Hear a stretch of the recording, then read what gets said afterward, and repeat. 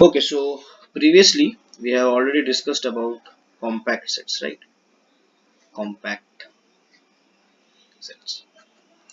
What were compact sets, if you remember?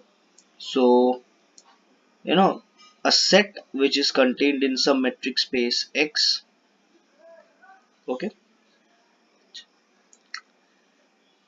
such that every open cover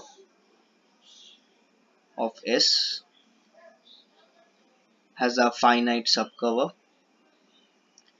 has a finite subcover, then then S is compact, right? This is the definition of compact set. Now, what is the Heine-Borel theorem? So this is basically, a theorem related to this compact sets, of course, but it actually makes you understand the concept of compact sets more easier, right? The reason being, we derive a shorter and kind of simple to understand definition from this Heine-Borel theorem. So in today's lecture, we are going to understand what this Heine-Borel theorem wants to tell. We are going to understand it through its proof. Okay. So, what is the statement of this Heine-Borel theorem? And this is only, I am also adding, this is only for x equals to r. That is the metric space, about which this Heine-Borel theorem is actually talking about is the only the set of reals, no other metric space. So let's see. Okay. Um, so a set S contained in R, if closed and bounded, is compact. Okay, is compact. The converse is also true. The converse is also true. This is the actual theorem of Heine-Borel. Good. Let's see its proof. So I guess you people have already understood what it wants to tell actually. So you take any closed and bounded set. Let's say this set. So this is a closed and bounded set. Right. Any subset of it will also be a bounded set. We take this as a closed and bounded set. Let's say. Okay. So it will be compact. That is, every open cover will have a finite subcover to it. Right. This is what we mean basically. Got it. So let's see the proof. So let S belonging to R be a closed set. Okay, one more thing I should tell you, that when we talk about reals, okay, when we talk about any subset of the reals, then open intervals, open intervals are open sets,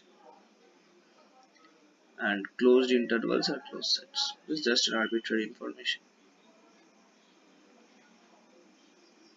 Clear? Now, now, so let's go back to the proof. Be a closed set. Let S be a subset of this closed set, any arbitrary closed set. Let's say it's AB. Okay. So since AB is bounded by A and B, so we can say that thus S is closed and bounded. S is closed and bounded. Okay. This is pretty much clear. You people already know what is, when is a set is called bounded, when it is an upper bound and it is a lower bound. So it is having its upper bound and lower bound as B and A respectively. So S is closed and bounded. Also let C equals to, let's say, Ci. I belongs to some indexing set I, be its open cover. Be its open cover.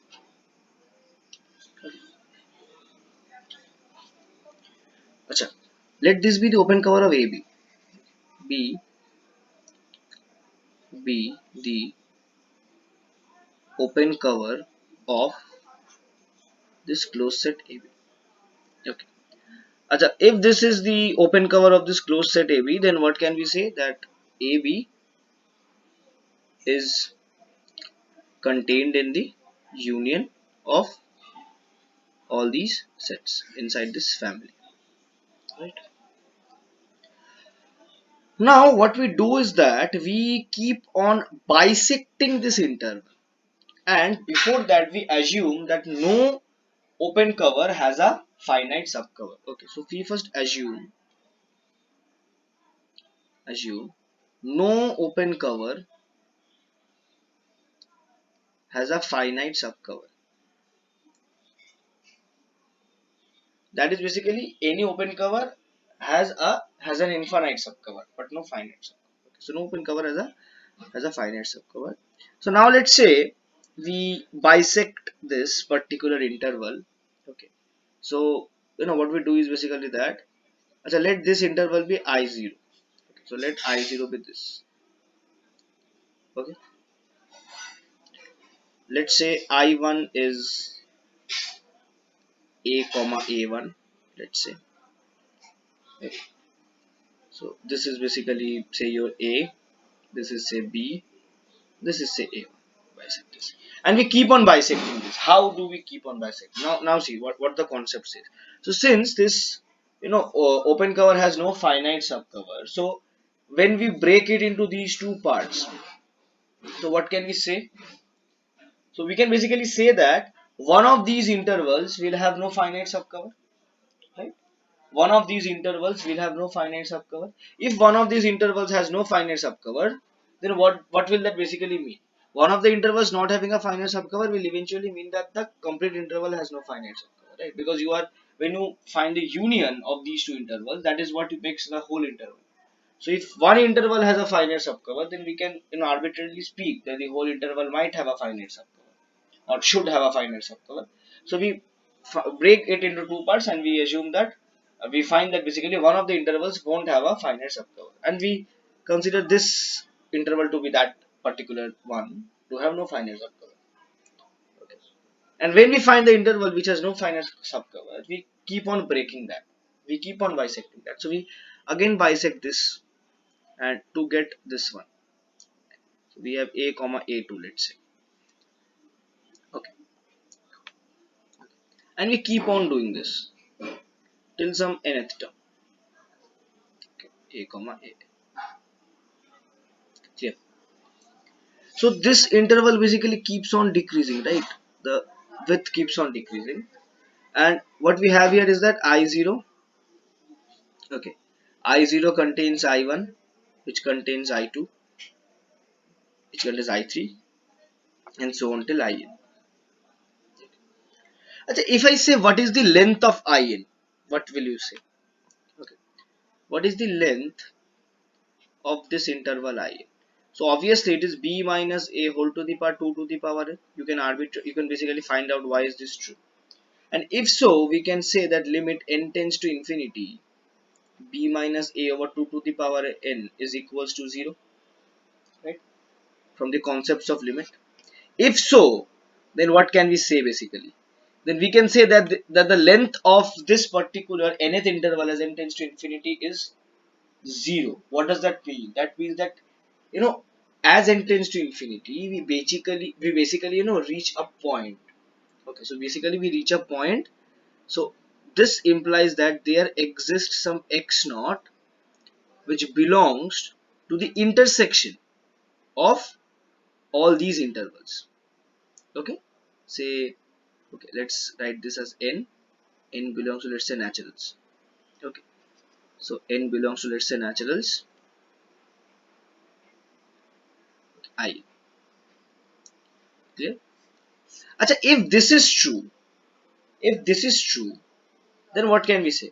So there exists some k belongs to n such that this ik is contained in the epsilon neighborhood of x naught, right?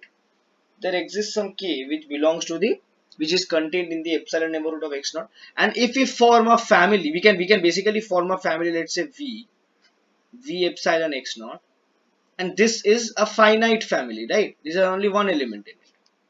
So this is a finite family.